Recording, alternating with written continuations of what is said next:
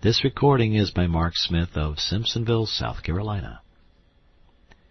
The Adventures of Huckleberry Finn by Mark Twain. Chapter 16. We slept most all day and started out at night, a little ways behind a monstrous long raft that was as long going by as a procession. She had 4 long sweeps at each end, so we judged she carried as many as 30 men likely. She had 5 big wigwams aboard, wide apart, and an open campfire in the middle, and a tall flagpole at either end. There was a power of style about her. It amounted to something being a raftsman on such a craft as that. We went drifting down into a big bend, and the night clouded up and got hot. The river was very wide, and was walled with solid timber on both sides. You couldn't see a break in it hardly ever, or a light. We talked about Cairo, and wondered whether we would know it when we got to it. I said likely we wouldn't, because I had heard there weren't but about a dozen houses there, and if they didn't happen to have them lit up, how was we going to know we was passing a town? Jim said if the 2 big rivers joined together there, that would show. But I said maybe we might think we was passing the foot of an island and coming into the same old river again. That disturbed Jim, and me too. So the question was, what to do? I said, paddle ashore the first time a light showed and tell them Pap was behind, coming along with a trading scow, and was a green hand at the business, and wanted to know how far it was to Cairo. Jim thought it was a good idea, so we took a smoke on it and waited. There warn't nothing to do now but to look out sharp for the town, and not pass it without seeing it. He said he'd be mighty sure to see it, because he'd be a free man the minute he seed it, but if he missed it, he'd be in a slave country again, and no more show for freedom. Every little while he jumps up and says, "There she is." But it warn't. It was jack-o'-lanterns or lightning bugs. So he sat down again, and went to watching same as before. Jim said it made him all over trembly and feverish to be so close to freedom.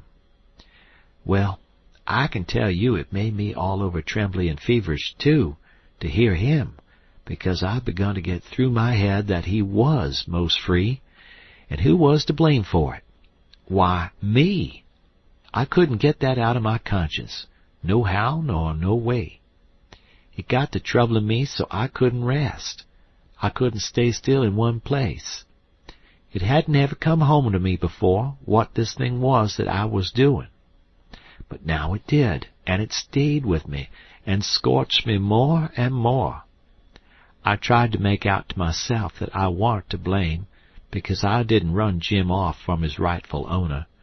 But it warn't no use. Conscience up and says every time, "But you knowed he was running for his freedom, and you could have paddled ashore and told somebody." That was so. I couldn't get around that no way. That was where it pinched. Conscience says to me, "What had poor Miss Watson done to you that you could see her nigger go off right under your eyes and never say one single word?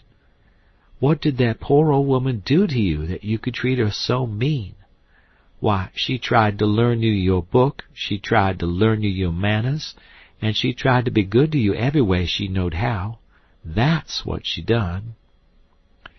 I got to feeling so mean and so miserable, I most wished I was dead. I fidgeted up and down the raft, abusing myself to myself, and Jim was fidgeting up and down past me. We neither of us could keep still. Every time he danced around and said, "There's Cairo," it went through me like a shot, and I thought if it was Cairo, I reckoned I would die of miserableness. Jim talked out loud all the time while I was talking to myself. He was saying how the first thing he would do when he got to a free state, he would go to saving up money and never spend a single cent, and when he got enough he would buy his wife, which was owned on a farm close to where Miss Watson lived, and then they would both work to buy the 2 children, and if their master wouldn't sell them, they'd get an abolitionist to go and steal them. It most froze me to hear such talk. He wouldn't ever dare to talk such talk in his life before. Just see what a difference it made in him the minute he judged he was about free. It was according to the old saying, give a nigger an inch and he'll take an ell. Thinks I, this is what comes of my not thinking. Here was this nigger, which I had as good as helped to run away, coming right out flat-footed and saying he would steal his children that belonged to a man I didn't even know, a man that hadn't ever done me no harm. I was sorry to hear Jim say that. It was such a lowering of him. My conscience got to stirring me up hotter than ever, until at last I says to it, let up on me. It ain't too late yet. I'll paddle ashore at the first light and tell.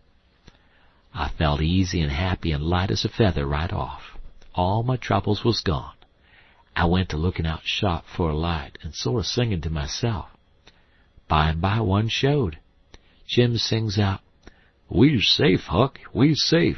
Jump up and crack your heels. That's the good old Cairo at last. I just knows it. I says, I'll take the canoe and go and see, Jim. It mightn't be, you know. He jumped and got the canoe ready, and put his old coat in the bottom for me to set on, and gave me the paddle. And as I shoved off, he says, pretty soon I'll be a-shouting for joy, and I'll say, it's all on accounts of Huck. I's a free man, and I couldn't ever been free if it hadn't been for Huck. Huck done it. Jim won't ever forget you, Huck. You's the best friend Jim's ever had, and you's the only friend old Jim's got now. I was paddling off, all in a sweat to tell on him, but when he says this, it seemed to kind of take the tuck all out of me. I went along slow then, and I warn't right down certain whether I was glad I started or whether I warn't. When I was 50 yards off, Jim says, there you goes, the old true Huck, the only white gentleman that ever kept his promise to old Jim. Well, I just felt sick. But I says, I got to do it. I can't get out of it. Right then along comes a skiff with 2 men in it with guns, and they stopped and I stopped. One of them says, what's that yonder? A piece of a raft, I says. Do you belong on it? Yes, sir. Any men on it? Only one, sir. Well, there's 5 niggers run off tonight up yonder, above the head of the bend. Is your man white or black? I didn't answer up prompt. I tried to, but the words wouldn't come. I tried for a second or two to brace up and out with it, but I warn't man enough. Hadn't the spunk of a rabbit. I see I was weakening, so I just give up trying, and up and says, he's white. I reckon we'll go and see for ourselves. I wish you would, says I, because it's Pap that's there, and maybe you'd help me tow the raft ashore where the light is. He's sick, and so is Ma'am and Mary Ann. Oh, the devil! We're in a hurry, boy. But I suppose we've got to. Come, buckle to your paddle, and let's get along. I buckled to my paddle, and they laid to their oars. When we had made a stroke or two, I says, Pap'll be mighty much obleeged to you, I can tell you. Everybody goes away when I want them to help me tow the raft ashore, and I can't do it by myself. Well, that's infernal mean. Odd, too. Say, boy, what's the matter with your father? It's well, it ain't anything much. They stopped pulling. It warn't but a mighty little ways to the raft now.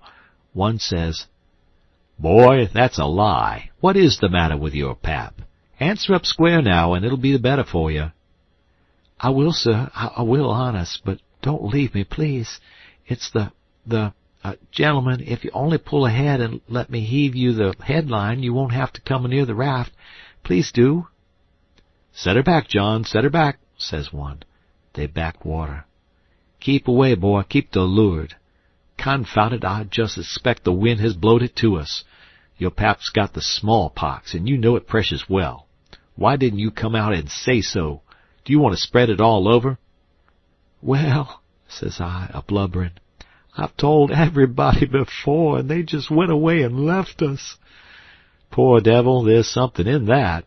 We are right down sorry for you, but well, hang it, we don't want the smallpox, you see. Looky here, I'll tell you what to do. Don't you try to land by yourself, or you'll smash everything to pieces. You float along down about 20 miles, and you'll come to a town on the left-hand bank of the river. It will be long after sunup then, and when you ask for help, you tell them your folks are all down with chills and fever. Don't be a fool again and let people guess what is the matter. Now, we're trying to do you a kindness, so you just put 20 miles between us, that's a good boy. It wouldn't do any good to land yonder where the light is. It's only a wood yard. Say, I reckon your father's poor, and I'm bound to say he's in pretty hard luck. Here, I'll put a $20 gold piece on this board, and you get it when it floats by. I feel mighty mean to leave you, but my kingdom, it won't do to fool with smallpox, don't you see? Hold on, Parker, says the other man. Here's a 20 to put on the board for me. Goodbye, boy. You do as Mr. Parker told you, and you'll be all right. That's so, my boy. Goodbye. Goodbye. If you see any runaway niggers, you get help and nab them, and you can make some money by it. Goodbye, sir, says I. I won't let no runaway niggers get by me if I can help it. They went off, and I got aboard the raft, feeling bad and low, because I knowed very well I had done wrong, and I see it warn't no use for me to try to learn to do right. A body that don't get started right when he's little ain't got no show. When the pinch comes, there ain't nothing to back him up and keep him to his work, and so he gets beat. Then I thought a minute, and says to myself, hold on. S'pose you'd have done right and give Jim up. Would you felt better than what you do now? No, says I. I'd feel bad. I'd feel just the same way I do now.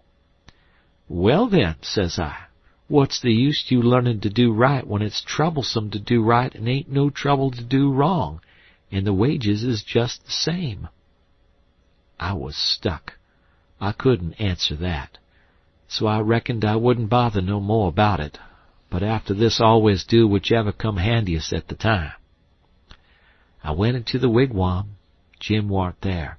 I looked all around. He warn't anywhere. I says, Jim! Here I is, Huck. Is they out of sight yet? Don't talk loud. He was in the river under the stern oar with just his nose out. I told him they was out of sight, so he come aboard. He says, I was a-listening to all the talk, and I slips into the river and was gwine to shove for shore if they come aboard. Then I was gwine to swim to the raft again when they was gone. But lawsy, how you did fool 'em, Huck. That was the smartest dodge. I tell you, child, I expected save old Jim. Old Jim ain't gonna forget you for that, honey. Then we talked about the money. It was a pretty good raise, $20 apiece. Jim said he could take the deck passage on a steamboat now, and the money would last us as far as we wanted to go in the Free States. He said 20 mile more warn't far for the raft to go, but he wished we was already there. Towards daybreak we tied up, and Jim was mighty particular about hiding the raft good. Then he worked all day fixing things in bundles and getting all ready to quit rafting. That night, about 10, we hove in sight of the lights of a town away down in a left-hand bend. I went off in the canoe to ask about it. Pretty soon I found a man out in the river with a skiff setting a trot line. I ranged up and says, Mister, is that town Cairo? Cairo? No, you must be a blame fool. What town is it, mister? If you want to know, go and find out. If you stay here bothering around me for half a minute longer, you'll get something you won't want. I paddled to the raft. Jim was awful disappointed, but I said, never mind. Cairo would be the next place, I reckoned. We passed another town before daylight, and I was going out again, but it was high ground, so I didn't go. No high ground round Cairo, Jim said. I had forgot it. We laid up for the day on a towhead tolerable close to the left-hand bank. I'd begun to suspicion something. So did Jim. I says, maybe we went by Cairo in the fog that night. He says, Don't let's talk about it, Huck. Po' niggers can't have no luck. I allus expected that rattlesnake skin warn't done with its work. I wish I never seen that snakeskin, Jim. I do wish I never laid eyes on it. It ain't your fault, Huck. You didn't know. Don't you blame yourself about it.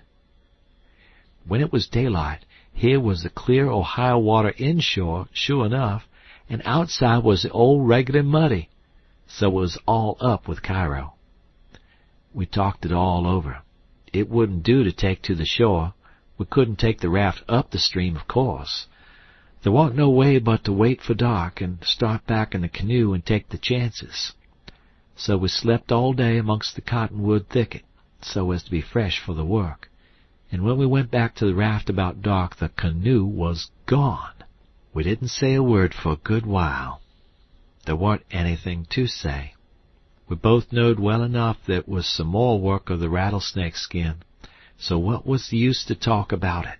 It would only look like we was finding fault, and that would be bound to fetch more bad luck, and keep on fetching it too, till we knowed enough to keep still.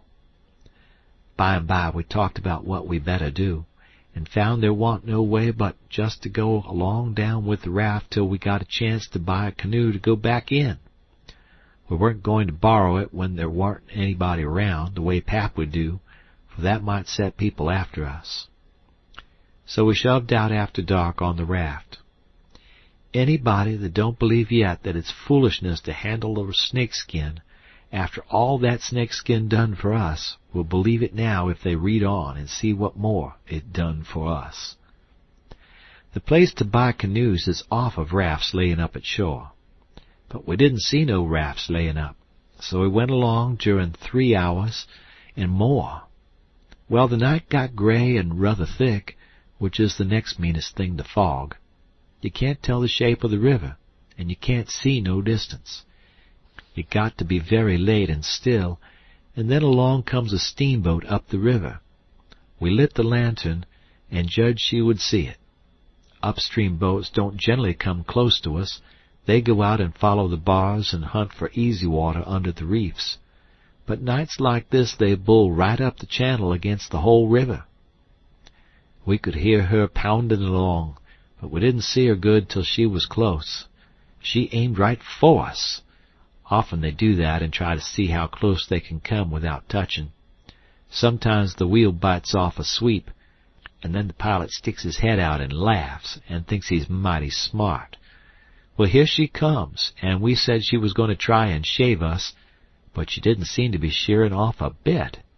She was a big one, and she was coming in a hurry, too, looking like a black cloud with rows of glowworms around it. But all of a sudden she bulged out, big and scary, with a long row of wide-open furnace doors shining like red-hot teeth, and her monstrous bows and guards hanging right above us. There was a yell at us, and a jingling of bells to stop the engines, a powwow of cussing, and whistling of steam, and as Jim went overboard on one side, and I on the other, she come smashing straight through the raft. I dived, and I aimed to find the bottom, too, for a 30-foot wheel had got to go over me, and I wanted it to have plenty of room. I could always stay under water a minute. This time I reckon I stayed under a minute and a half. Then I bounced for the top in a hurry, for I was nearly busting. I popped out to my armpits and blowed the water out of my nose and puffed a bit. Of course there was a booming current, and of course that boat started her engines again 10 seconds after she stopped them, for they never cared much for raftsmen, for now she was churning along up the river, out of sight in the thick weather, though I could hear her.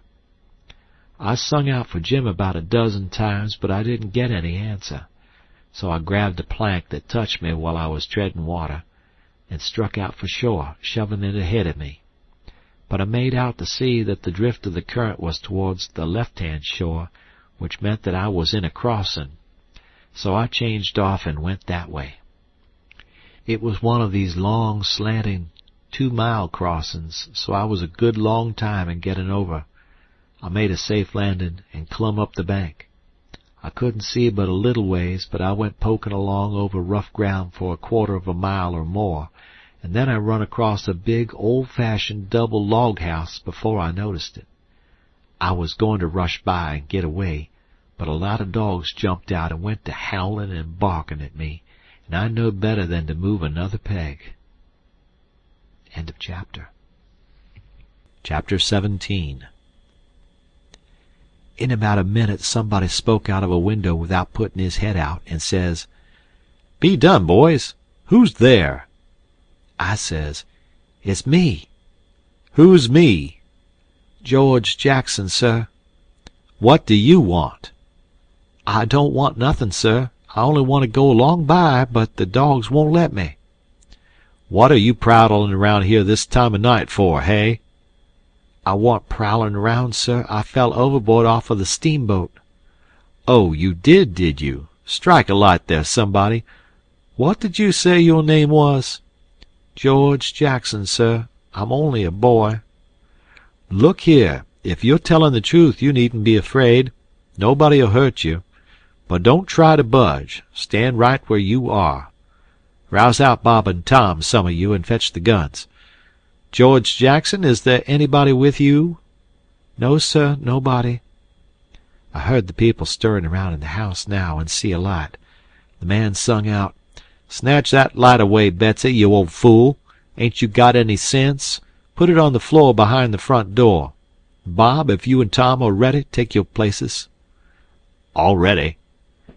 "Now, George Jackson, do you know the Shepherdsons?" "No, sir. I never heard of them." "Well, that may be so, and it mayn't. Now, all ready. Step forward, George Jackson. And mind, don't you hurry. Come mighty slow. If there's anybody with you, let him keep back. If he shows himself, he'll be shot. Come along now. Come slow. Push the door open yourself, just enough to squeeze in, do you hear?" I didn't hurry. I couldn't if I wanted to. I took one slow step at a time, and there warn't a sound, only I thought I could hear my heart. The dogs were as still as the humans, but they followed a little behind me. When I got to the 3 log doorsteps I heard them unlocking and unbarring and unbolting. I put my hand on the door and pushed it a little more till somebody said, "There, that's enough. Put your head in." I done it, but I judged they would take it off. The candle was on the floor, and there they all was, and looking at me, and me at them, for about a quarter of a minute. 3 big men with guns pointed at me, which made me wince, I tell you. The oldest, gray and about 60, the other 2 30 or more, all of them fine and handsome, and the sweetest old gray-haired lady, and back of her 2 young women which I couldn't see right well. The old gentleman says, "There, I reckon it's all right. Come in." As soon as I was in, the old gentleman he locked the door and barred it and bolted it, and told the young men to come in with their guns, and they all went in a big parlor that had a new rag carpet on the floor, and got together in a corner that was out of the range of the front windows. There warn't none on the side. They held the candle and took a good look at me, and all said, "Why, he ain't a Shepherdson. No, there ain't any Shepherdson about him." Then the old man said he hoped I wouldn't mind being searched for arms, because he didn't mean no harm by it. It was only to make sure.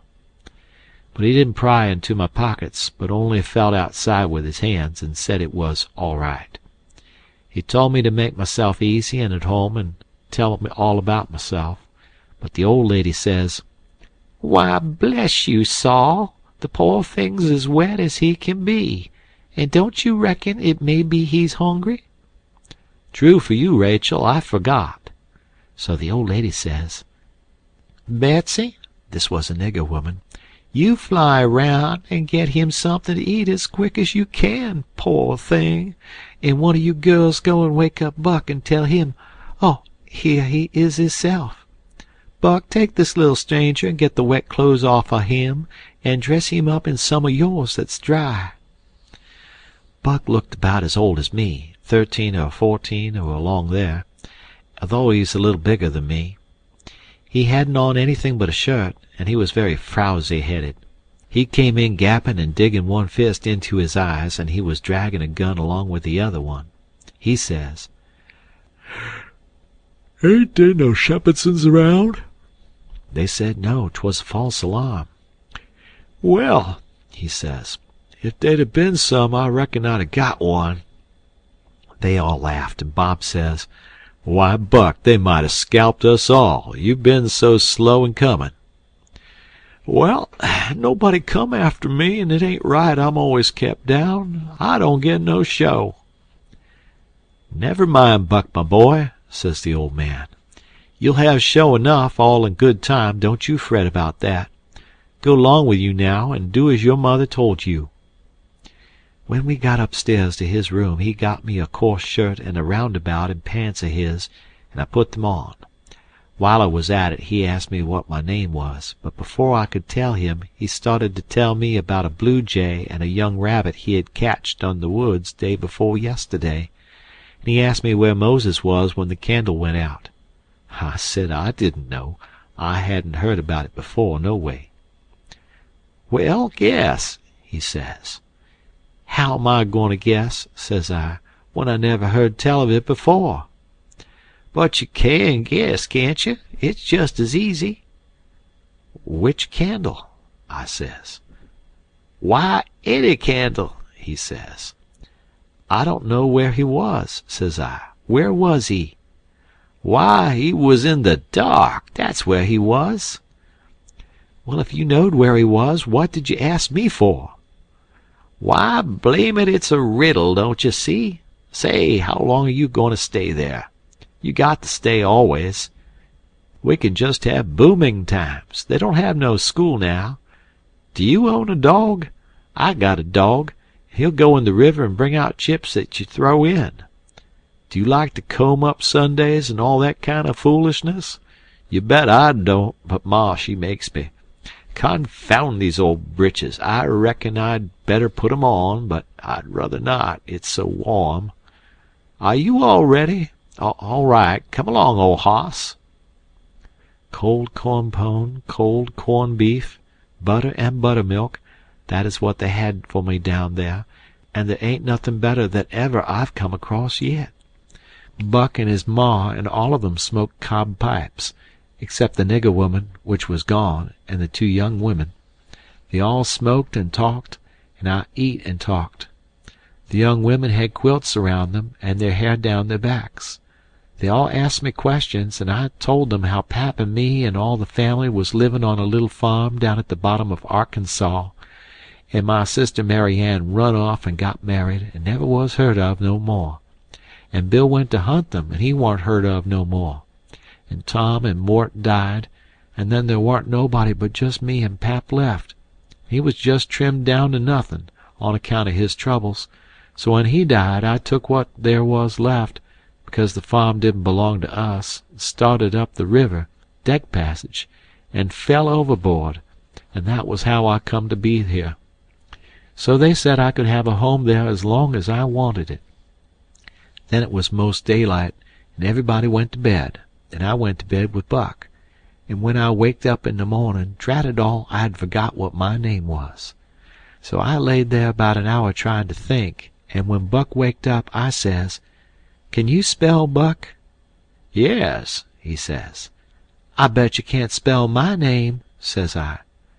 "I bet you what you dare I can," says he.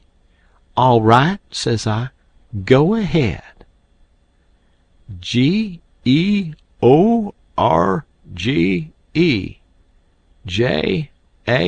Jackson. There now, he says. "Well," says I, "you done it, but I didn't think you could. It ain't no slouch of a name to spell, right off without studying." I set it down private because somebody might want me to spell it next, and so I wanted to be handy with it and rattle it off just like I was used to it. It was a mighty nice family, and a mighty nice house, too. I hadn't seen no house out in the country before that was so nice and had so much style. It didn't have an iron latch on the front door, nor a wooden one with a buckskin string, but a brass knob to turn, the same as houses in town. There warn't no bed in the parlor, nor a sign of a bed, but heaps of parlors in towns has beds in 'em. There was a big fireplace that was bricked on the bottom, and the bricks was kept clean and red by pouring water on them and scrubbing them with another brick. Sometimes they wash 'em over with red water paint that they call Spanish brown, same as they do in town. They had big brass dog irons that could hold up a saw log. There was a clock on the middle of the mantelpiece, with a picture of a town painted on the bottom half of the glass front, and a round place in the middle of it for the sun, and you could see the pendulum swinging behind it. It was beautiful to hear that clock tick, and sometimes when one of these peddlers had been along and scoured her up and got her in good shape, she would start in and strike 150 before she got tuckered out. They wouldn't took any money for her. Well, there was a big outlandish parrot on each side of the clock, made out of something like chalk, and painted up gaudy. By one of the parrots was a cat made of crockery, and a crockery dog by the other, and when you pressed down on them they squeaked, but didn't open their mouths nor look different nor interested. They squeaked through underneath. There was a couple of big wild turkey wing fans spread out behind these things. On the table in the middle of the room was a kind of a lovely crockery basket that had apples and oranges and peaches and grapes piled up in it, which was much redder and yellower and prettier than real ones is, but they weren't real because you could see there was pieces that got chipped off and showed the white chalk, or whatever it was, underneath. This table had a cover made out of a beautiful oilcloth, with a red and blue spread eagle painted on it, and a painted border all around. It come all the way from Philadelphia, they said. There was some books, too, piled up perfectly exact on each corner of the table. One was a big family Bible full of pictures. One was Pilgrim's Progress, about a man that left his family, it didn't say why. I read considerable in it now and then. The statements was interesting but tough.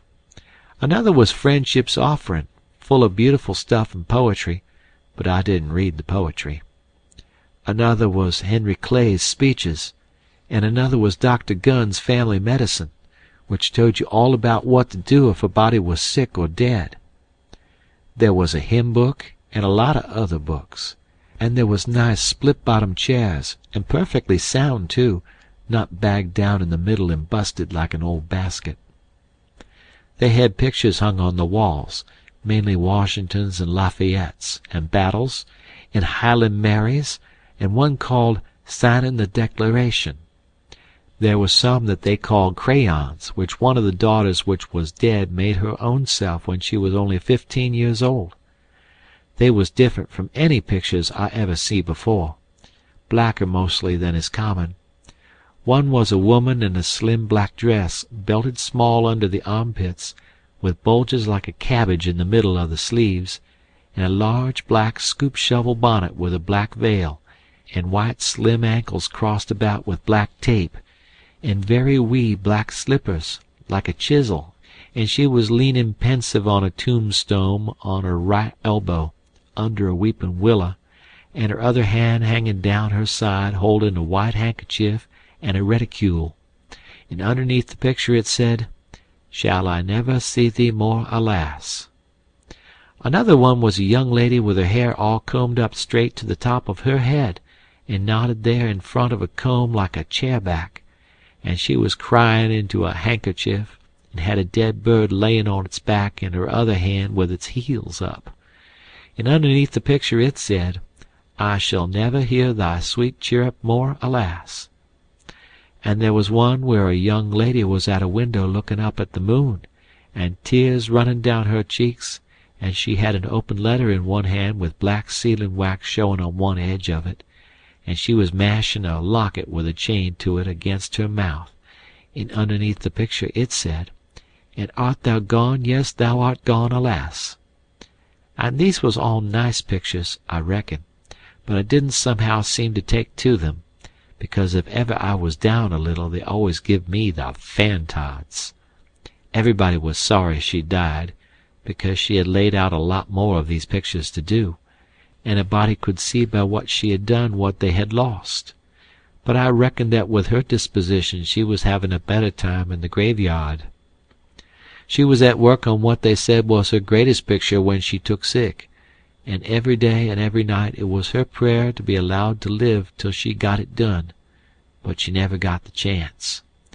It was a picture of a young woman in a long white gown, standing on the rail of a bridge all ready to jump off, with her hair all down her back, and looking up to the moon, and with the tears running down her face, and she had 2 arms folded across her breast, and 2 arms stretched out in front, and 2 more reaching up towards the moon, and the idea was to see which pair would look best, and then scratch out all the other arms. But, as I was saying, she died before she got her mind made up, and now they kept this picture over the head of the bed in her room, and every time her birthday come they hung flowers on it. Other times it was hid with a little curtain. The young woman in the picture had a kind of a nice, sweet face, but there was so many arms it made her look too spidery, seemed to me. This young girl kept a scrapbook while she was alive, and used to paste obituaries and accidents and cases of patient suffering in it out of the Presbyterian Observer, and write poetry after them out of her own head. It was very good poetry. This is what she wrote down about a boy by the name of Stephen Dowling Bots that fell down a well and was drowned. Ode to Stephen Dowling Bots, deceased. And did young Stephen sicken? And did young Stephen die? And did the sad hearts thicken? And did the mourners cry? No, such was not the face of young Stephen Dowling Bots, though sad hearts round him thickened. 'Twas not from sickness shots. No whooping cough did rack his frame, nor measles drear with spots. Not these impaired the sacred name of Stephen Dowling Bots. Despised love struck not with woe that head of curly knots, nor stomach troubles laid him low, young Stephen Dowling Bots. Oh no, then list with tearful eye, whilst I his fate do tell. His soul did from this cold world fly, by falling down a well. They got him out and emptied him. Alas, it was too late. His spirit was gone for to sport aloft in the realms of the good and great. If Emmeline Grangerford could make poetry like that before she was 14, there ain't no telling what she could have done by and by. Buck said she could rattle off poetry like nothing. She didn't ever have to stop to think. He said she would slap down a line, and if she couldn't find anything to rhyme with it, would just scratch it out and slap down another one, and go ahead. She warn't particular. She could write about anything you choose to give her to write about, just so it was sadful. Every time a man died, or a woman died, or a child died, she would be on hand with her tribute before he was cold. She called them tributes. The neighbors said it was the doctor first, then Emmeline, then the undertaker. The undertaker never got in ahead of Emmeline but once, and then she hung fire on a rhyme for the dead person's name, which was Whistler. She warn't ever the same after that. She never complained, but she kind of pined away and did not live long. Poor thing, many's the time I made myself go up to the little room that used to be hers and get out her poor old scrapbook and read in it when her pictures had been aggravating me and I had soured on her a little. I liked all that family, dead ones and all, and weren't going to let anything come between us. Poor Emmeline made poetry about all the dead people when she was alive, and it didn't seem right that there warn't nobody to make some about her now she was gone. So I tried to sweat out a verse or two myself, but I couldn't seem to make it go somehow. They kept Emmeline's room trim and nice, and all the things fixed in it just the way she liked to have them when she was alive, and nobody ever slept there. The old lady took care of the room herself, though there was plenty of niggers, and she sewed there a good deal and read her Bible there mostly. Well, as I was going to say about the parlor, there was beautiful curtains on the windows, wide, with pictures painted on them of castles with vines all down the walls, and cattle coming down to drink. There was a little old piano, too, that had tin pans in it, I reckon, and nothing was ever so lovely as to hear the young ladies sing "The Last Link is Broken," and play "The Battle of Prague" on it. The walls of all the rooms was plastered, and most had carpets on the floors, and the whole house was whitewashed on the outside. It was a double house, and the big open place betwixt them was roofed and floored, and sometimes the table was set there in the middle of the day, and it was a cool, comfortable place. Nothing couldn't be better, and warn't the cooking good, and just bushels of it, too. End of chapter. Chapter 18. Colonel Grangerford was a gentleman, you see. He was a gentleman all over, and so was his family. He was well born, as the saying is, and that's worth as much in a man as it is in a horse, so the Widow Douglas said, and nobody ever denied that she was of the first aristocracy in our town. And Pap he always said it too, though he warn't no more quality than a mud-cat himself. Colonel Grangerford was very tall and very slim, and had a darkish, paly complexion, not a sign of red in it anywheres.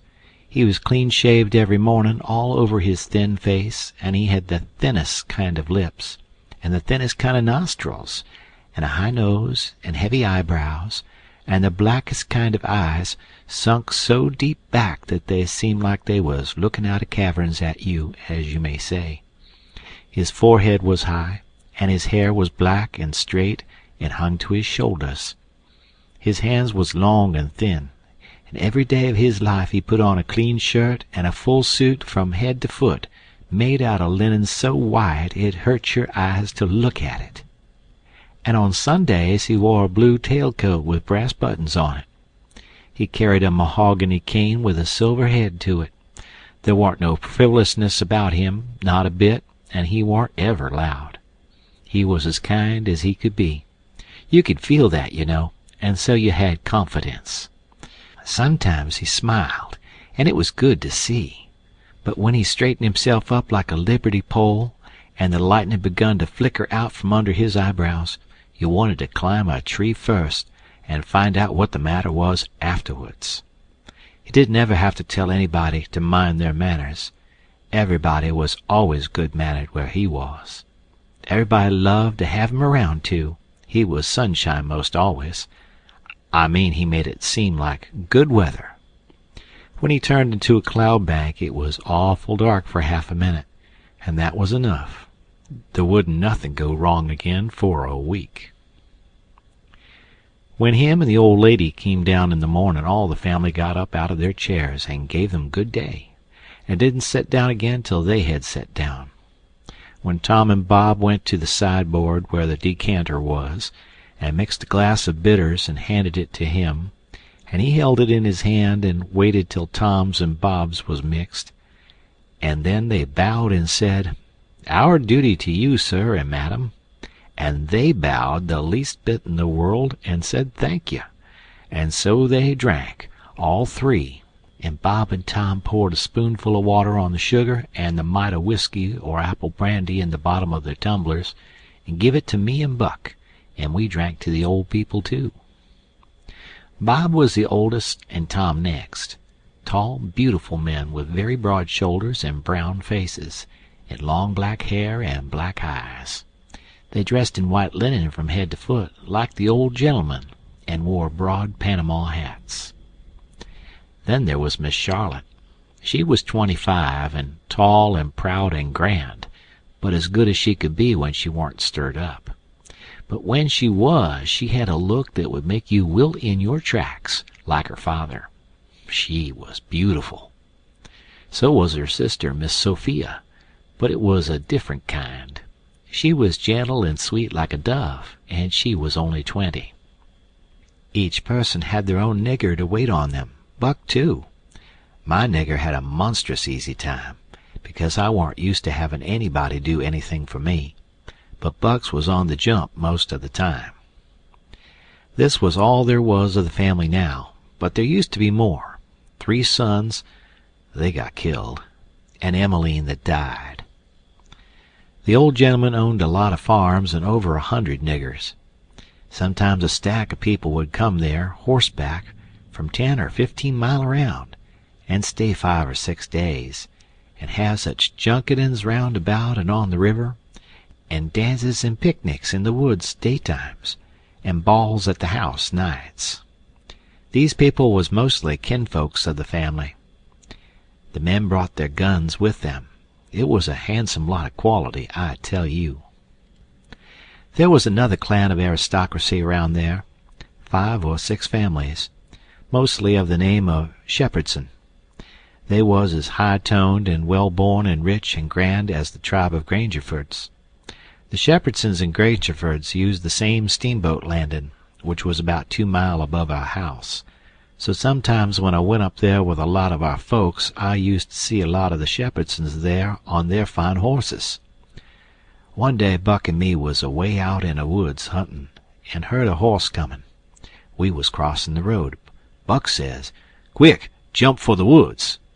We done it, and then peeped down the woods through the leaves. Pretty soon a splendid young man come gallopin' down the road, settin' his horse easy and lookin' like a soldier.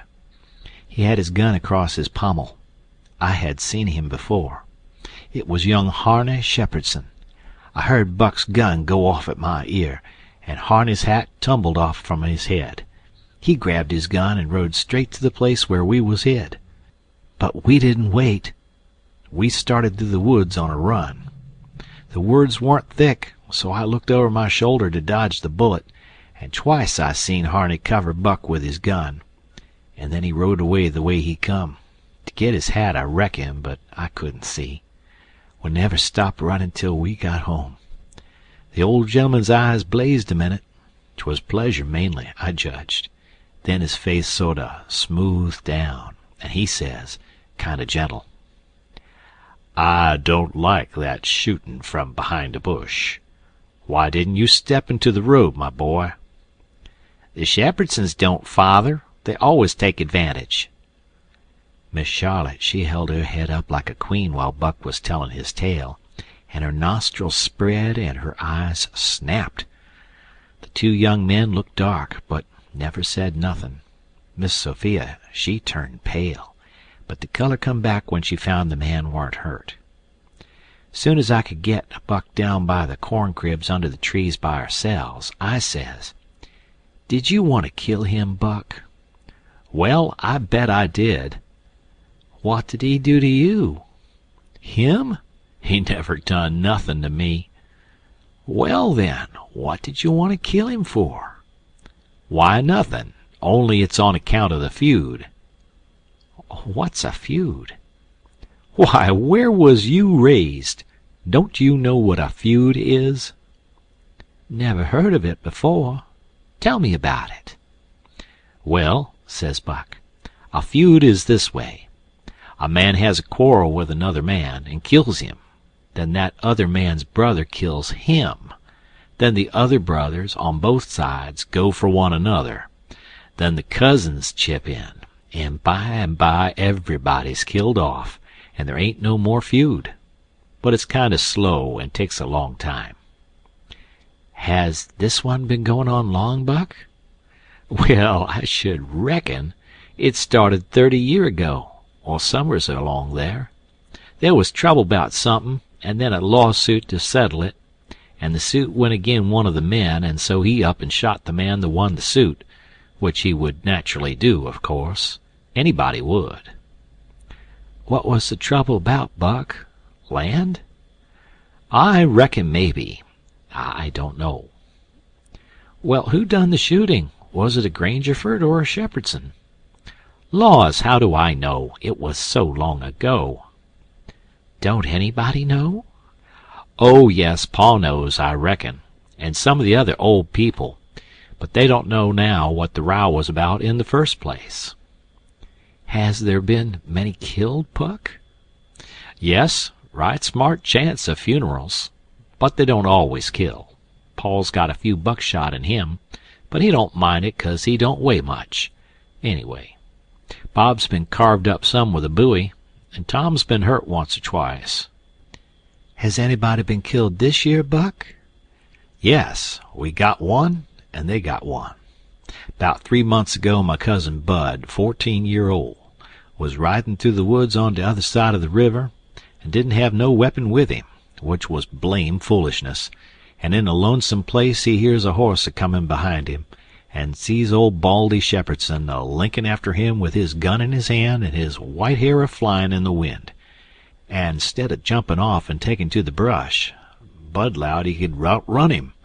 So they had it, nip and tuck, for 5 mile or more, the old man a-gainin' all the time. So at last Bud seen it warn't any use, so he stopped and faced around so as to have the bullet holes in front, you know, and the old man he rode up and shot him down. But he didn't get much chance to enjoy his luck, for inside of a week our folks laid him out. I reckon that old man was a coward, Buck. I reckon he warn't a coward, not by blame sight. There ain't a coward amongst them Shepherdsons, not a one. And there ain't no cowards amongst the Grangerfords either. Why, that old man kep' up his end in a fight one day for half an hour against 3 Grangerfords, and come out winner. They was all a horseback. He lit off of his horse and got behind a little wood pile, and kep' his horse before him to stop the bullets. But the Grangerfords stayed on their horses, and capered around the old man, and peppered away at him, and he peppered away at them. Him and his horse both went home pretty leaky and crippled, but the Grangerfords had to be fetched home, and one of 'em was dead, and another died the next day. No, sir, if a body's out hunting for cowards, he don't want to fool away any time amongst them Shepherdsons, because they don't breed any of that kind. Next Sunday we all went to church, about 3 mile, everybody a horseback. The men took their guns along, so did Buck, and kept them between their knees or stood them handy against the wall. The Shepherdsons done the same. It was pretty ornery preaching, all about brotherly love and such like tiresomeness, but everybody said it was a good sermon, and they all talked it over going home, and had such a powerful lot to say about faith and good works and free grace and pre-foreordestination, and I don't know what all, that it did seem to me to be one of the roughest Sundays I had run across yet. About an hour after dinner everybody was dozing around, some in their chairs and some in their rooms, and it got to be pretty dull. Buck and a dog was stretched out on the grass in the sun, sound asleep. I went up to our room and judged I would take a nap myself. I found that sweet Miss Sophia standing in her door, which was next to ours, and she took me in her room and shut the door very soft, and asked me if I liked her, and I said I did. And she asked me if I would do something for her and not tell anybody, and I said I would. Then she said she'd forgot her Testament and left it in the seat at church between 2 other books, and would I slip out quiet and go there and fetch it to her, and not say nothing to nobody. I said I would. So I slid out and slipped off up the road, and there warn't anybody at the church, except maybe a hog or 2, for there warn't any lock on the door, and hogs likes a punchin' floor in summertime because it's cool. If you notice, most folks don't go to church only when they've got to, but a hog is different. Says I to myself, something's up. It ain't natural for a girl to be in such a sweat about a Testament. So I give it a shake, and out drops a little piece of paper with 2:30 wrote on it with a pencil. I ransacked it, but I couldn't find anything else. I couldn't make anything out of that, so I put the paper in the book again, and when I got home and upstairs there was Miss Sophia in her door waiting for me. She pulled me in and shut the door. Then she looked in the Testament till she found the paper, and as soon as she read it she looked glad, and before a body could think she grabbed me and give me a squeeze, and said I was the best boy in the world and not to tell anybody. She was mighty red in the face for a minute, and her eyes lighted up, and it made her powerful pretty.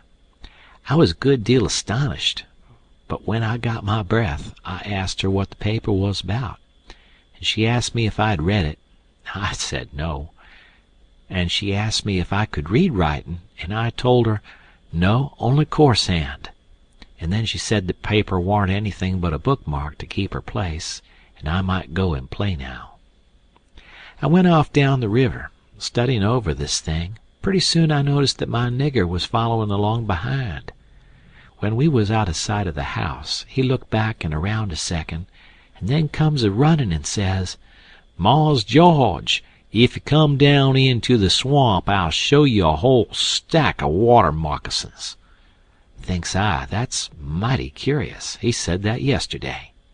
He oughter know a body don't love water moccasins enough to go round hunting for them. What is he up to anyway? So I says, "All right, trot ahead." I followed a half a mile. Then he struck out over the swamp and waded ankle deep as much as another half mile. We come to a little flat piece of land which was dry and very thick with trees and bushes and vines, and he says, "You shove right in there just a few steps, Mars George. That's where they is. I'd seen 'em before. I don't care to see 'em no more." Then he slopped right along and went away, and pretty soon the trees hid him. I poked into the place a ways and come to a little open patch as big as a bedroom, all hung around with vines, and found a man laying there asleep, and by jings, it was my old Jim. I waked him up, and I reckoned it was going to be a grand surprise to him to see me again, but it warn't. He nearly cried, he was so glad, but he warn't surprised. Said he swum along behind me that night and heard me yell every time, but dasn't answer, because he didn't want nobody to pick him up and take him into slavery again. Says he, "I got hurt a little and couldn't swim fast, so I was a considerable ways behind you towards the last. When you landed, I reckoned I could catch up with you on the land, without having to shout at you, but when I see that house, I begin to go slow. I was off too fur to hear what they say to you. I was afraid of the dogs, but when it was all quiet again, I knowed you was in the house, so I struck out for the woods to wait for day. Early in the morning, some of the niggers come along, gwine to the fields, and they took me and showed me this place, where the dogs can't track me on accounts of the water, and they brings me truck to eat every night, and tells me how you's a-getting along." "Why didn't you tell my Jack to fetch me here sooner, Jim?" "Well, 'twarn't no use to disturb you, Huck, till we could do something. But we's all right now. I've been a-buyin' pots and pans and vittles, as I got a chancet, and a-patchin' up the raft nights when—" "What raft, Jim?" "Our old raft." "You mean to say our old raft warn't smashed all to flinders?" "No, she warn't. She was tore up a good deal. One end of her was, but there warn't no great harm done, only our traps was most all lost. If we hadn't dived so deep and swum so fur under water, and the night hadn't been so dark, and we weren't so skeered, and been such punkin heads, as the sayin' is, we'd a seed the raft.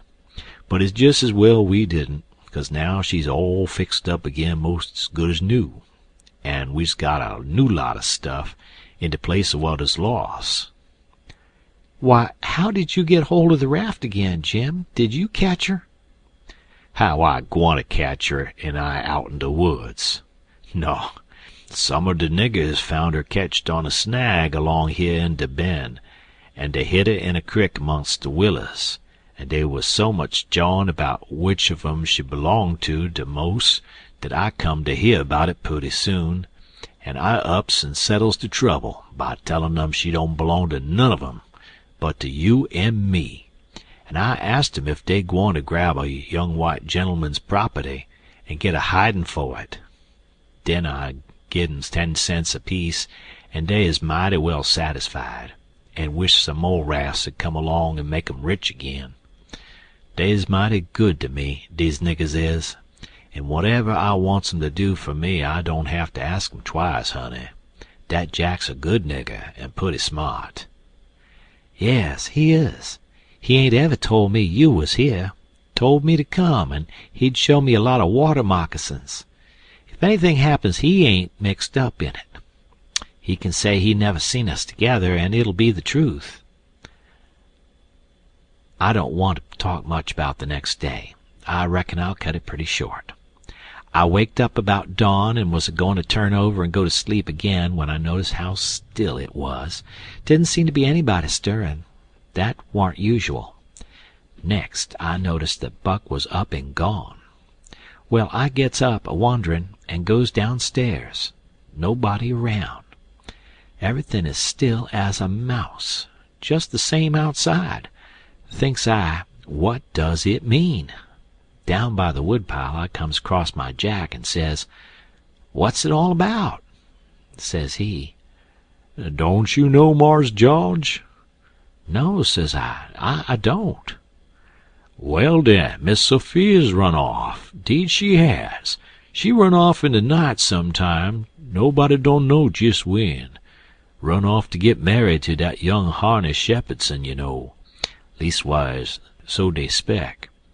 The fambly found it out about half an hour ago, maybe a little more, and I tell you dey warn't no time's loss.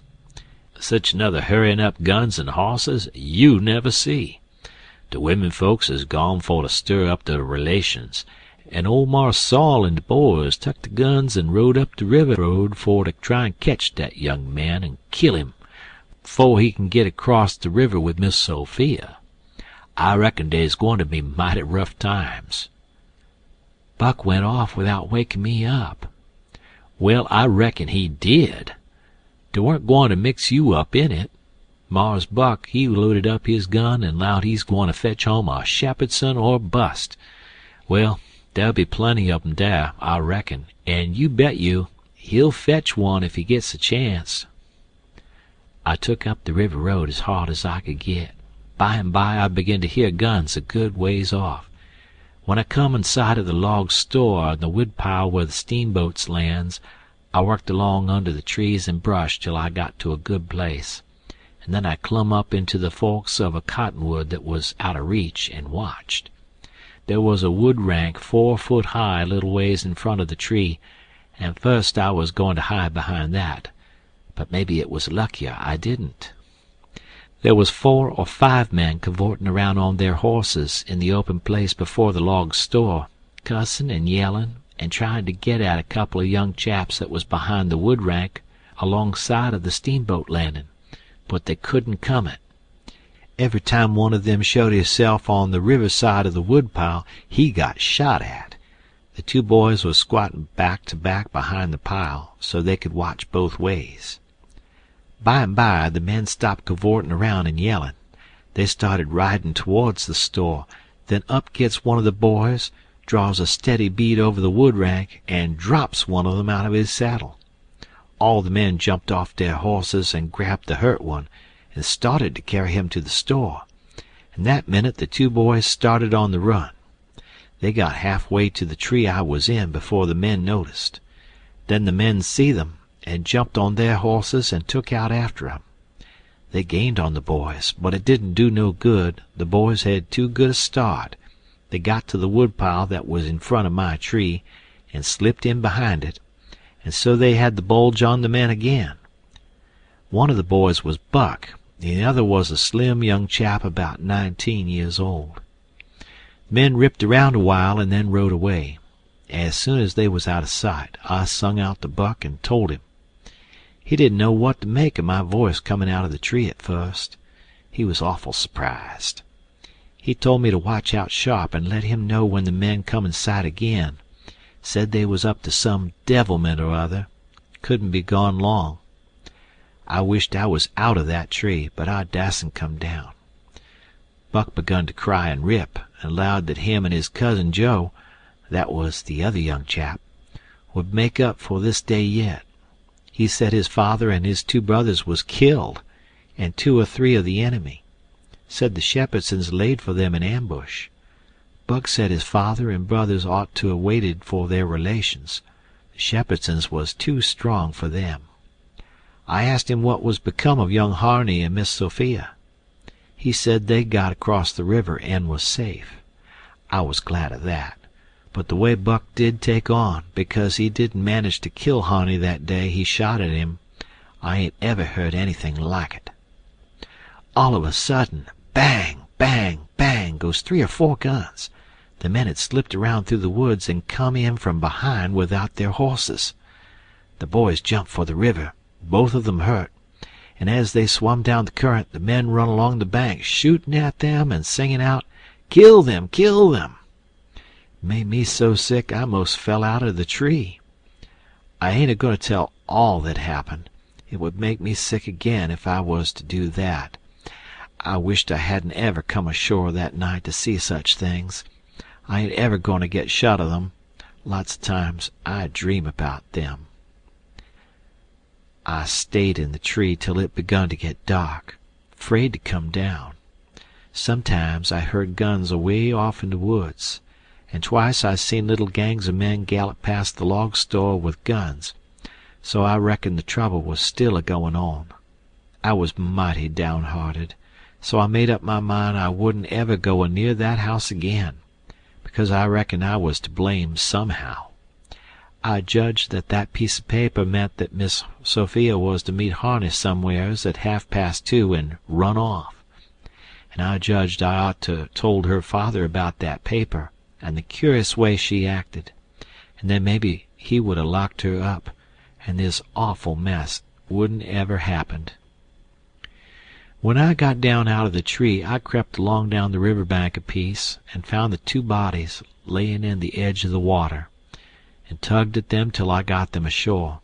Then I covered up their faces and got away as quick as I could. I cried a little when I was covering up Buck's face, for he was mighty good to me. It was just dark now. I never went near the house, but struck through the woods and made for the swamp. Jim warn't on his island, so I tramped off in a hurry for the crick, and crowded through the willows, red hot to jump aboard and get out of that awful country. The raft was gone. My souls, but I was scared. I couldn't get my breath for most a minute. Then I raised a yell. A voice not 25 foot from me says, "Good land, that you, honey? Don't make no noise." It was Jim's voice. Nothing ever sounded so good before. I run along the bank a piece and got aboard, and Jim he grabbed me and hugged me, he was so glad to see me. He says, "Laws bless you, child, I was right down sure you's dead again. Jack's been here. He say he reckon you's been shot, 'cause you didn't come home no more, and I's just this minute a-starting the raft down towards the mouth of the crick, so as be all ready for to shove out and leave soon as Jack comes again and tells me for certain you is dead. Lawsy, I's mighty glad to get you back again, honey." I says, "All right, that's mighty good. They won't find me, and they'll think I've been killed and floated down the river.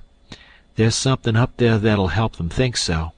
So don't you lose no time, Jim, but just shove off for the big water as fast as ever you can." I never felt easy till the raft was 2 miles below there and out in the middle of the Mississippi. Then we hung up our signal lantern and judged that we was free and safe once more. I hadn't had a bite to eat since yesterday, so Jim he got out some corn dodgers and buttermilk, and pork and cabbage and greens. There ain't nothing in the world so good when it's cooked right. And whilst I eat my supper we talked and had a good time. I was powerful glad to get away from the feuds, and so was Jim to get away from the swamp.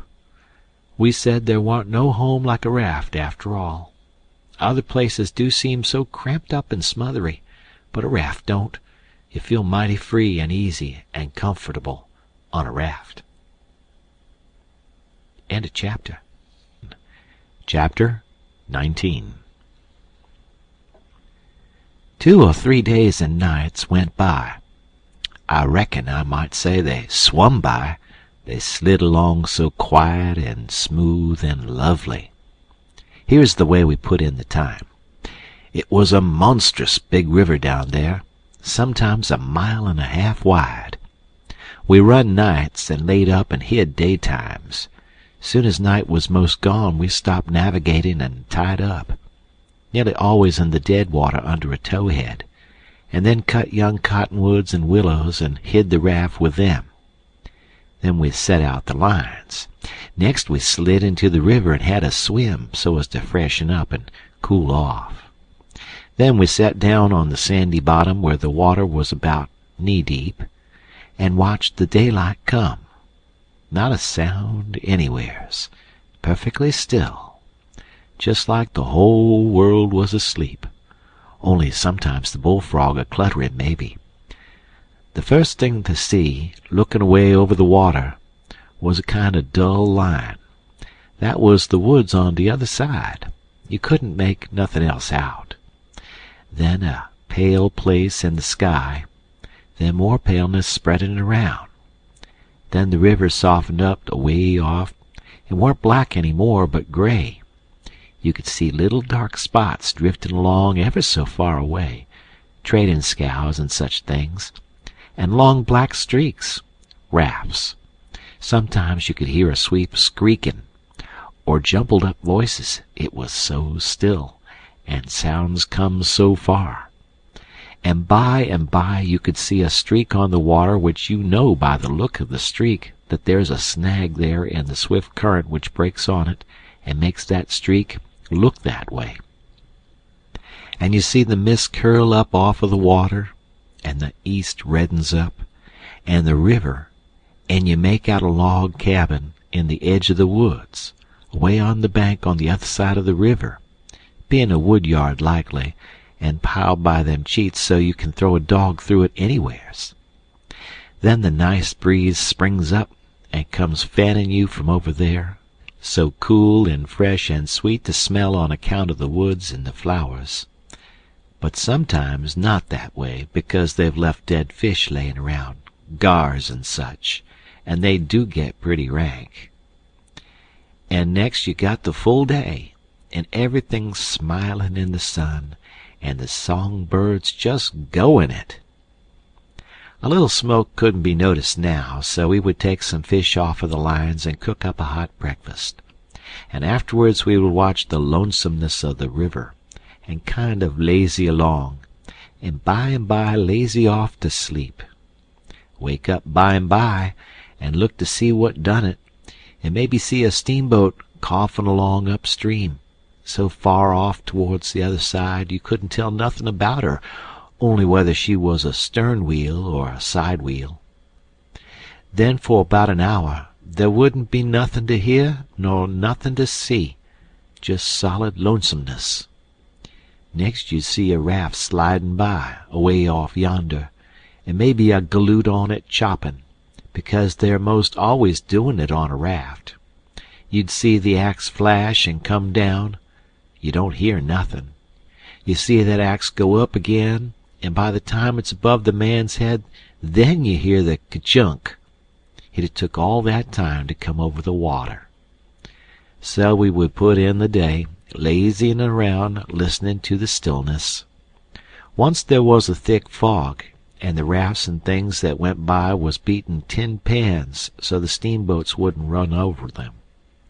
A scow or a raft went by so close we could hear them talking and cussing and laughing. Heard them plain, but we couldn't see no sign of them. It made you feel crawly. It was like spirits carrying on that way in the air. Jim said he believed it was spirits, but I says, no, spirits wouldn't say, "Dern the dern fog." Soon as it was night out, we shoved. When we got her out to about the middle, we let her alone and let her float wherever the current wanted her to. Then we lit the pipes and dangled our legs in the water and talked about all kinds of things. We was always naked, day and night, whenever the mosquitoes would let us. The new clothes Buck's folks made for me was too good to be comfortable, and besides, I didn't go much on clothes nohow. Sometimes we'd have that whole river all to ourselves for the longest time. Yonder was the banks and the islands across the water, and maybe a spark, which was a candle in a cabin window. And sometimes on the water you could see a spark or two, on a raft or a scow, you know, and maybe you could hear a fiddle or a song coming over from one of them crafts. It's lovely to live on a raft. We had the sky up there, all speckled with stars, and we used to lay on our backs and look up at them, and discuss about whether they were made or only just happened.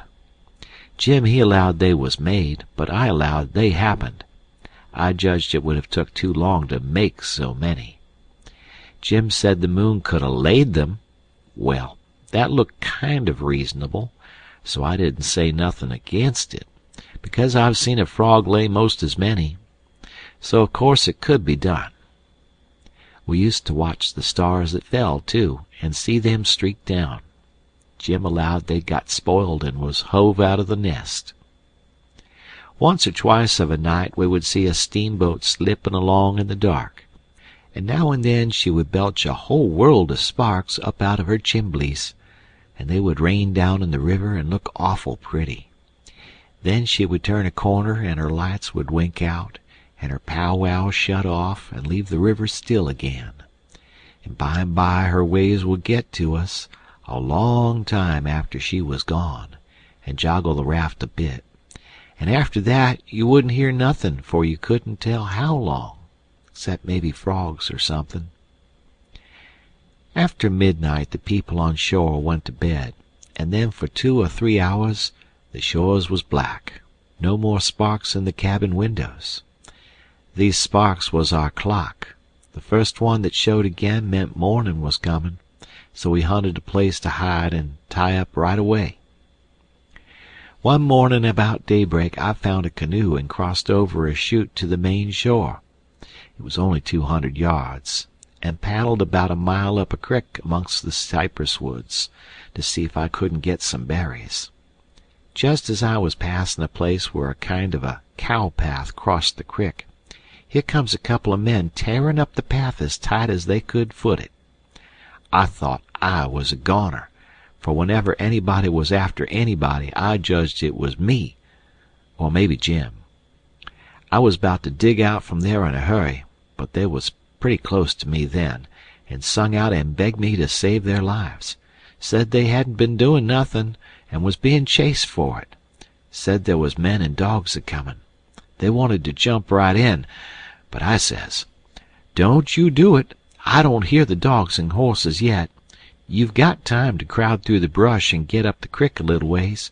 Then you take to the water and wade down to me and get in. That'll throw the dogs off the scent." They done it, and soon as they was aboard I lit out for our towhead. In about 5 or 10 minutes we heard the dogs and the men away off shouting. We heard them come along towards the crick, but couldn't see them. They seemed to stop and fool around a while. Then, as we got further and further away all the time, we couldn't hardly hear them at all. By the time we had left a mile of woods behind us and struck the river, everything was quiet. We paddled over to the towhead and hid in the cottonwoods and was safe.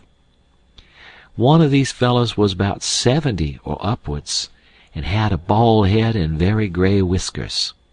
He had an old battered-up slouch hat on, and a greasy blue woolen shirt, and ragged old blue jean breeches stuffed into his boot-tops, and home-knit galluses. No, he only had one. He had an old long-tailed blue jeans coat with slick brass buttons flung over his arm, and both of them had big, fat, ratty-looking carpet-bags. The other fellow was about 30, and dressed about as ornery. After breakfast we all laid off and talked, and the first thing that come out was that these chaps didn't know one another. "What got you into trouble?" says the bald head to the other chap. "Well, I'd been selling an article to take the tartar off the teeth, and it does take it off, too, and generally the enamel along with it, but I stayed about 1 night longer than I ought to, and was just in the act of sliding out when I ran across you on the trail this side of town, and you told me they were coming, and begged me to help you get off. So I told you I was expecting trouble myself, and would scatter out with you. That's the whole yarn. What's yourn?" "Well, I've been running a little tempered survival there about a week, and was the pet of the women folks, big and little, for I was making it mighty warm for the rummies, I tell you, and taking as much as $5 or $6 a night, 10 cents a head, children and niggers free, and business a-growing all the time, when somehow or another a little report got around last night that I had a way of putting in my time with a private jug on the sly. A nigger rousted me out this morning, and told me the people was gathering on the quiet with their dogs and horses, and they'd be along pretty soon and give me about half an hour's start, and then run me down if they could. And if they got me, they'd tar and feather me and ride me on a rail, sure. I didn't wait for no breakfast. I warn't hungry. "Old man," said the young one, "I reckon we might double-team it together. What do you think?" I ain't undisposed. What's your line mainly? Chore printer by trade. Do a little in patent medicines. Theater actor. Tragedy, you know. Take a turn to mesmerism and phrenology when there's chance. Teach singing geography school for a change. Sling a lecture sometimes. Oh, I do lots of things. Most anything that comes handy so it ain't work. What's your lay? I've done considerable in the doctorin' way in my time. Layin' on of hands is my best holt, for cancer and paralysis and such things, and I can tell a fortune pretty good when I've got somebody along to find out the facts for me. Preachin's my line, too, and workin' camp meetin's, and missionaryin' around. Nobody never said anything for a while. Then the young man hove a sigh and says, "Alas! What are you alassin' about?" says the bald head. "To think I should have lived to be leading such a life, and be degraded down into such company." And he begun to wipe the corner of his eye with a rag. "Dern your skin, ain't the company good enough for you?" says the bald head, pretty pert and uppish. "Yes, it is good enough for me. It's as good as I deserve, for who fetched me so low when I was so high? I did myself. I don't blame you, gentlemen. Far from it. I don't blame anybody. I deserve it all. Let the cold world do its worst. One thing I know, there's a grave somewhere for me. The world may go on just as it's always done, and take everything from me. Loved ones, property, everything. But it can't take that. Some day I'll lie down in it and forget it all, and my poor broken heart will be at rest." He went on a-wiping. "Draught your poor broken heart," says the bald head. "What are you heaving your poor broken heart at us for? We hain't done nothin'." "No, I know you haven't. I ain't blaming you, gentlemen. I brought myself down. Yes, I did it myself. It's right I should suffer. Perfectly right. I don't make any moan." "Brought you down from where? Where was you brought down from?" "Ah, you would not believe me. The world never believes. Let it pass. 'Tis no matter. The secret of my birth—" "The secret of your birth? Do you mean to say—" "Gentlemen," says the young man, very solemn, "I will reveal it to you, for I feel I may have confidence in you. By rights, I am a duke." Jim's eyes bugged out when he heard that, and I reckon mine did too. Then the bald head says, "No, you can't mean it." "Yes. My great-grandfather, eldest son of the Duke of Bridgewater, fled to this country about the end of the last century, to breathe the pure air of freedom, married here, and died, leaving a son, his own father dying about the same time. The second son of the late Duke seized the titles and estates. The infant real Duke was ignored. I am the lineal descendant of that infant. I am the rightful Duke of Bridgewater, and here I am, forlorn, torn from my high estate, hunted of men, despised by the cold world, ragged, worn, heartbroken, and degraded to the companionship of felons on a raft." Jim pitied him ever so much, and so did I. We tried to comfort him, but he said it warn't much use. He couldn't be much comforted. Said if we was a mind to acknowledge him, that would do him more good than most anything else. So he said we would, if he would tell us how. He said we ought to bow when we spoke to him, and say, "Your Grace," or "My Lord," or "Your Lordship," and he wouldn't mind it if we called him plain Bridgewater, which he said was a title anyway and not a name, and one of us ought to wait on him at dinner and do any little thing for him he wanted done. Well, that was all easy, so we done it. All through dinner Jim stood around and waited on him and says, "Will your grace have some of dis or some of dat?" and so on, and a body could see it was mighty pleasing to him. But the old man got pretty silent by and by, didn't have much to say, and didn't look pretty comfortable over all that patting that was going on around that Duke. He seemed to have something on his mind. So along in the afternoon he says, "Looky here, Bridgewater," he says, "I'm nation sorry for you, but you ain't the only person that's had troubles like that." "No?" "No, you ain't.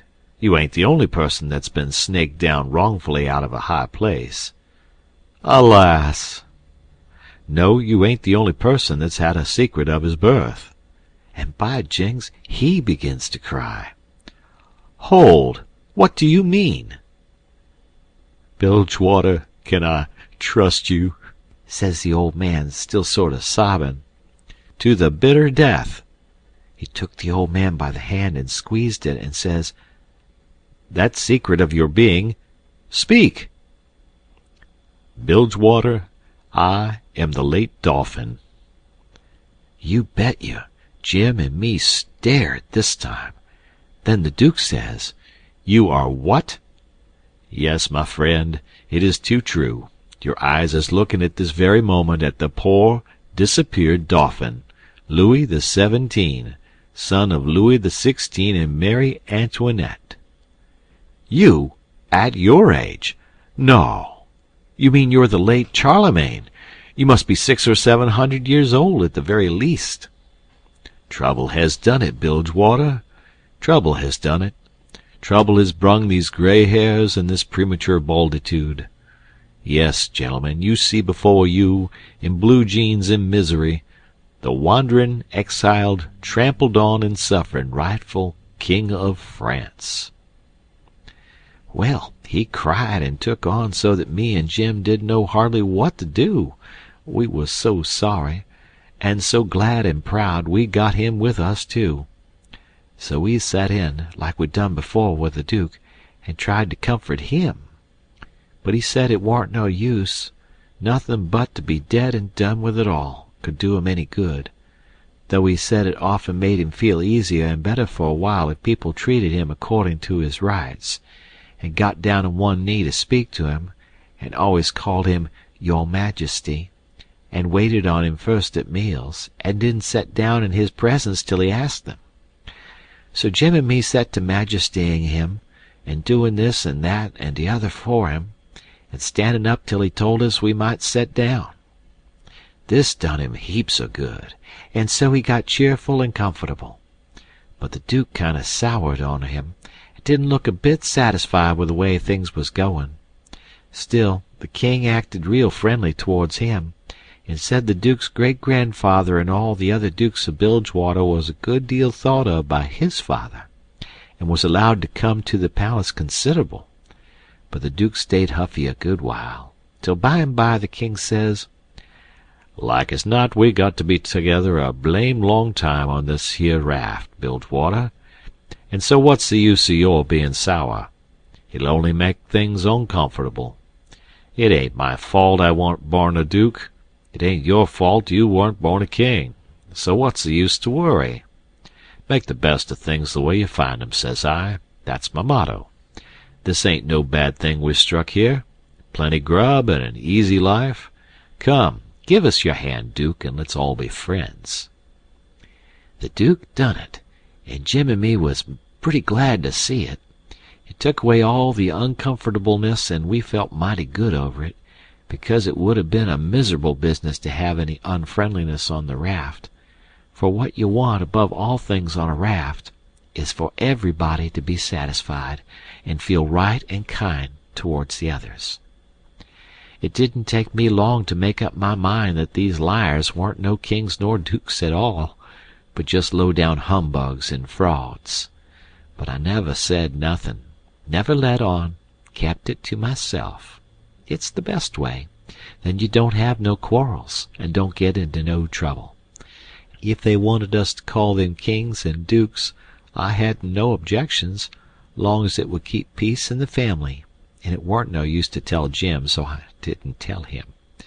If I never learned anything else out of Pap, I learnt that the best way to get along with his kind of people is to let them have their own way. End of chapter. Chapter 20. They asked us considerable many questions, wanted to know what we covered up the raft that way for, and laid by in the daytime instead of running.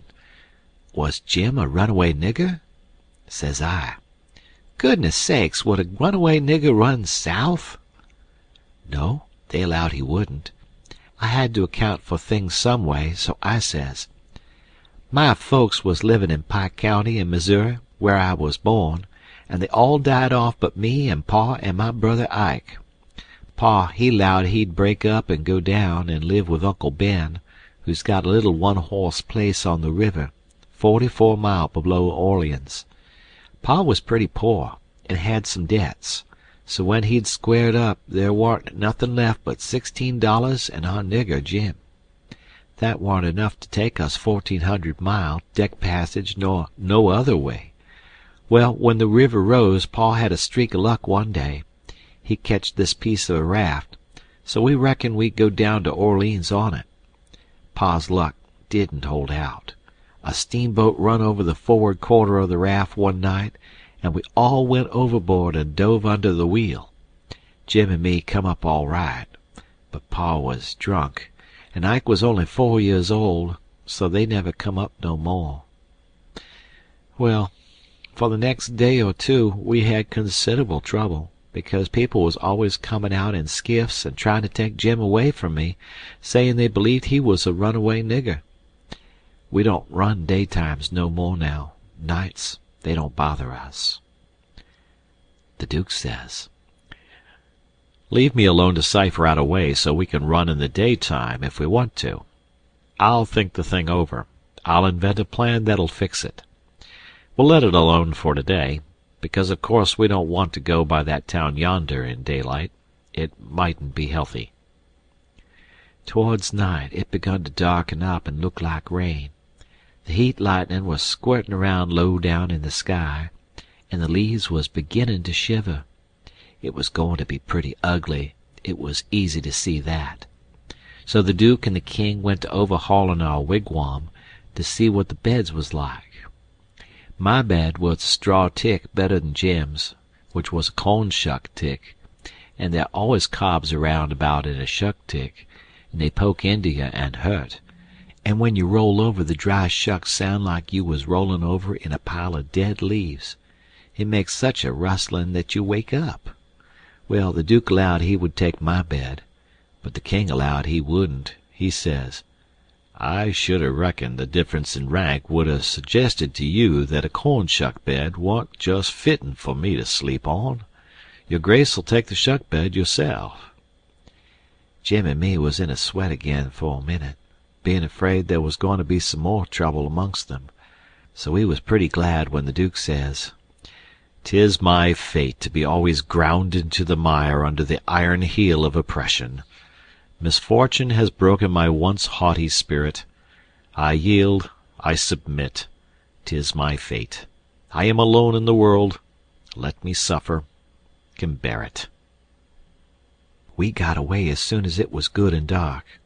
The King told us to stand well out towards the middle of the river, and not show a light till we got a long ways below the town.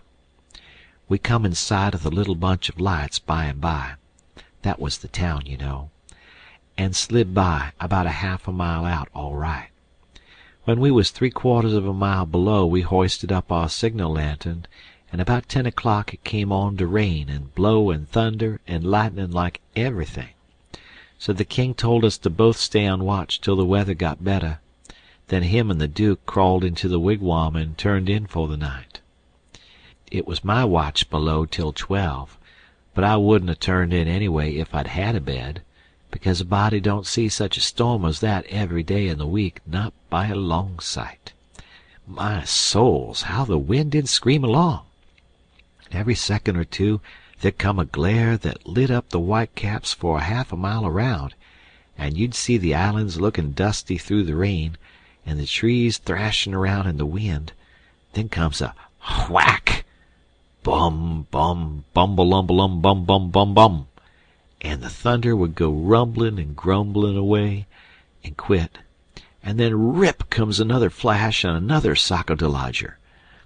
The waves most washed me off the raft sometimes, but I hadn't any clothes on and didn't mind.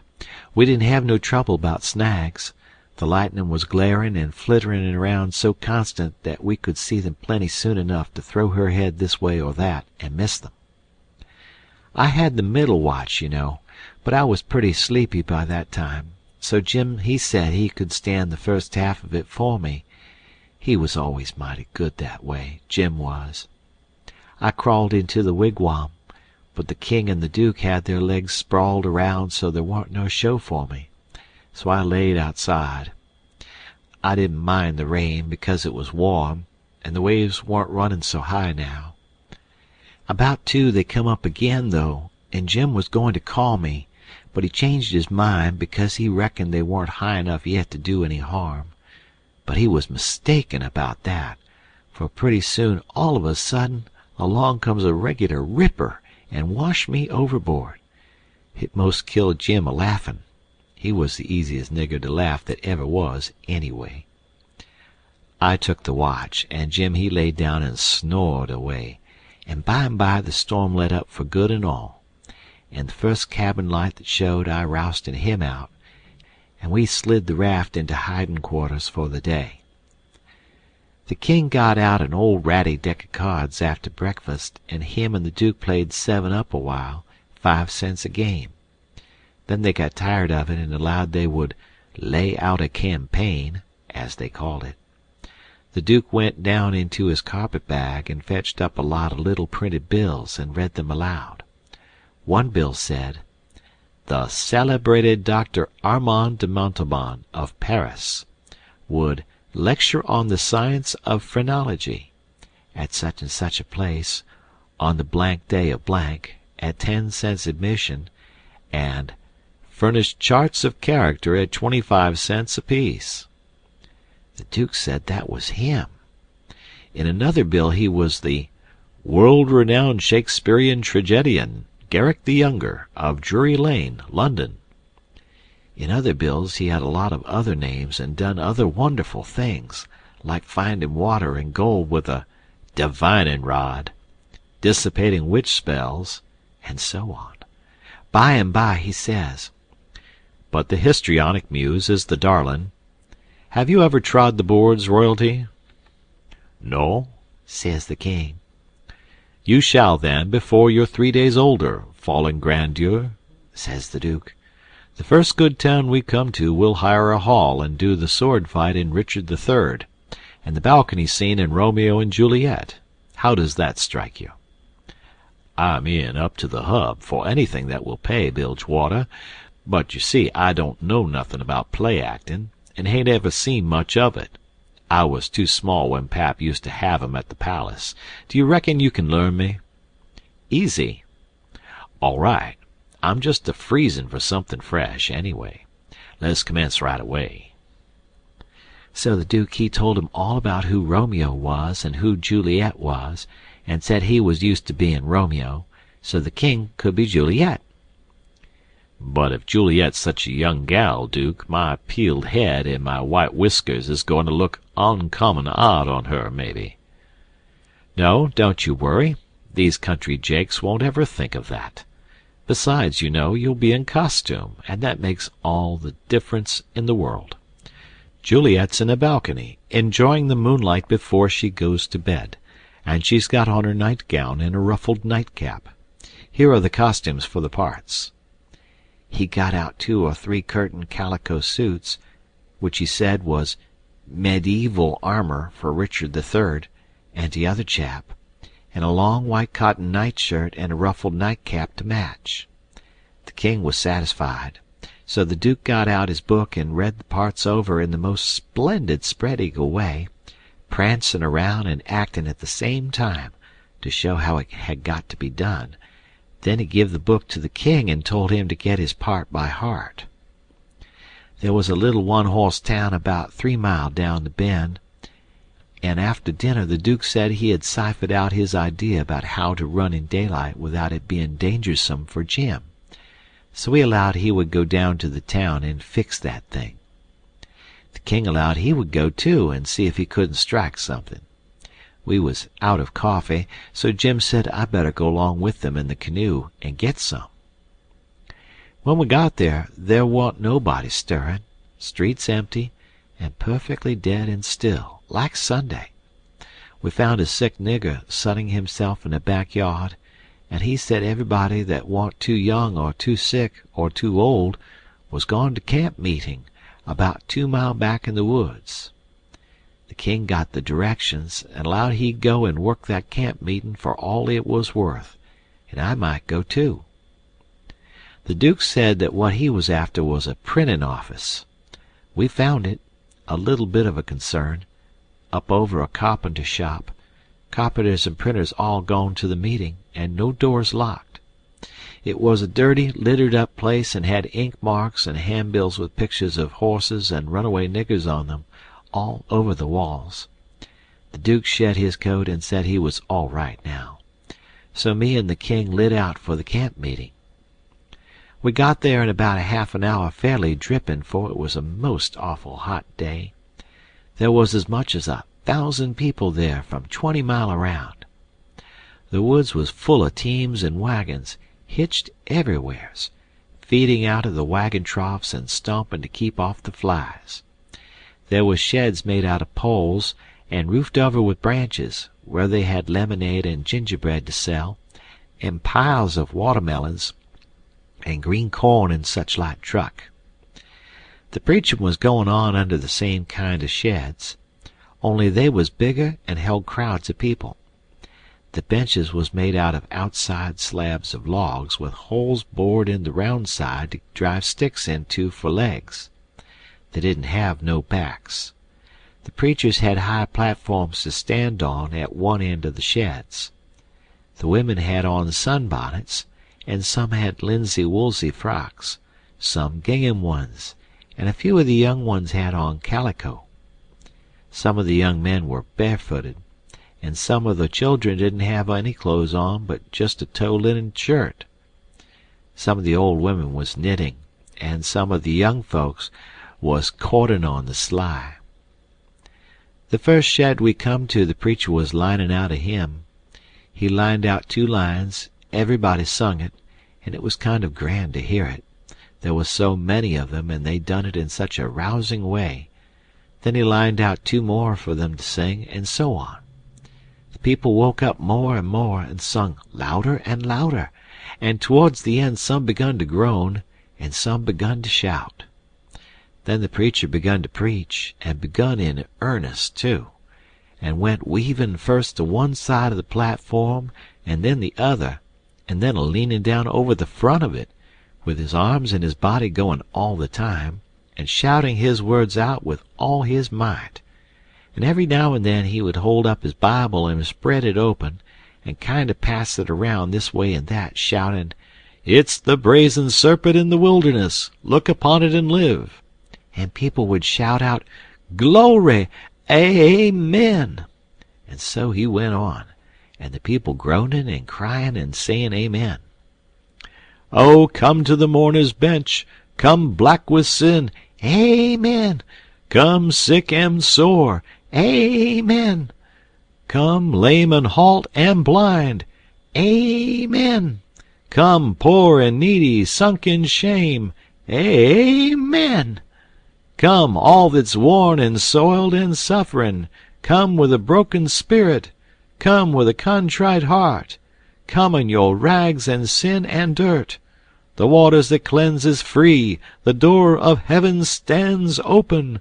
Oh, enter in and be at rest. Amen. Glory, glory, hallelujah." And so on. You couldn't make out what the preacher said any more, on account of the shouting and crying. Folks got up everywheres in the crowd, and worked their way just by main strength to the mourners' bench, with the tears running down their faces. And when all the mourners had got up there to the front benches in a crowd, they sung and shouted and flung themselves down on the straw just crazy and wild. Well, the first I knowed the king got a-going, and you could hear him over everybody. And next he went a-charging up onto the platform, and the preacher he begged him to speak to the people, and he done it. He told them he was a pirate. Been a pirate for 30 years out in the Indian Ocean, and his crew was thinned out considerable last spring in a fight, and he was home now to take out some fresh men. And thanks to goodness he'd been robbed last night and put ashore off of a steamboat without a cent, and he was glad of it. It was the blessedest thing that ever happened to him, because he was a changed man now, and happy for the first time in his life, and poor as he was going to start right off and work his way back to the Indian Ocean, and put in the rest of his life trying to turn the pirates into the true path, for he could do it better than anybody else, being acquainted with all pirate crews in that ocean. And though it would take him a long time to get there without money, he would get there anyway. And every time he convinced a pirate, he would say to him, "Don't you thank me, don't you give me no credit. It all belongs to them dear people in Pokeville camp meeting, natural brothers and benefactors of the race, and that dear preacher there, the truest friend a pirate ever had." Then he bursted into tears, and so did everybody. Then somebody sings out, "Take up a collection for 'em, take up a collection." Well, a half a dozen made a jump to do it, but somebody sings out, "Let him pass the hat around." Then everybody said it, the preacher too. So the king went all through the crowd with his hat, swabbing his eyes, and blessing the people and praising them, and thanking them for being so good to the poor pirates away off there. And every little while the prettiest kind of girls, with the tears running down their cheeks, would up and ask him would he let them kiss him for to remember him by, and he always done it, and some of them he hugged and kissed as many as 5 or 6 times. And he was invited to stay a week, and everybody wanted him to live in their houses, and said they'd think it was an honor. But he said, as this was the last day of the camp meeting, he couldn't do no good, and besides, he was in a sweat to get to the Indian Ocean right off and go to work on the pirates. When we got back to the raft and he come to count up, he found he had collected $87.75. And then he had fetched away a 3-gallon jug of whiskey, too, that he found under a wagon when he was starting home through the woods. The king said, take it all around, it laid over any day he'd ever put in the missionarying line. He said it warn't no use talking. Heathens don't amount to shucks alongside of pirates to work a camp meeting with. The Duke was thinking he'd been doing pretty well till the king come to show up, but after that he didn't think so much. He had set up and printed off 2 little jobs for farmers in that printing office, horse bills, and took the money, $4. And he had got in $10 worth of advertisements for the paper, which he said he would put in for $4 if they would pay in advance. So they done it. The price of the paper was $2 a year, but he took in 3 subscriptions for half $1 apiece on condition of them paying him in advance. They was going to pay in cordwood and onions as usual, but he said he had just bought the concern and knocked down the price as low as he could afford it, and was going to run it for cash.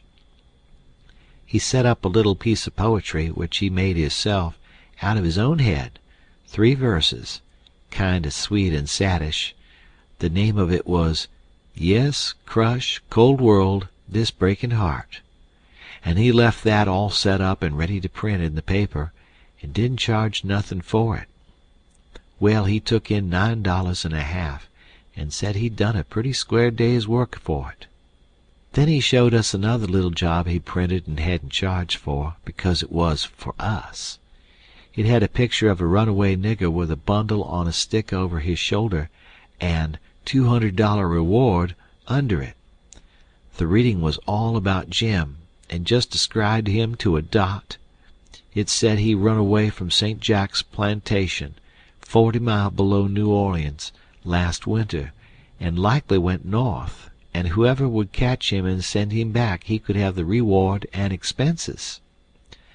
"Now," says the Duke, "after tonight we can run in the daytime if we want to. Whenever we see anybody coming we can tie Jim hand and foot with a rope and lay him in the wigwam and show this handbill and say we captured him up the river, and we're too poor to travel on a steamboat, so we got this little raft on credit from our friends and are going down to get the reward.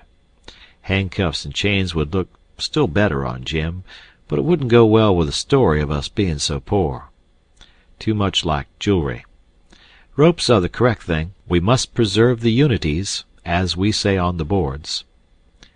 We all said the Duke was pretty smart, and there couldn't be no trouble about running daytimes. We judged we could make miles enough the night to get out of the reach of the powwow we reckoned the Duke's work in the printing office was going to make in that little town. Then we could boom right along if we wanted to. We laid low and kept still, and never shoved out till nearly 10 o'clock. Then we slid by, pretty wide away from the town, and didn't hoist our lantern till we was clear out of sight of it. When Jim called me to take the watch at 4 in the morning, he says, "Huck, does you reckon we're going to run across any more kings on this trip?" "No," I says, "I reckon not." "Well," says he, "that's all right, den.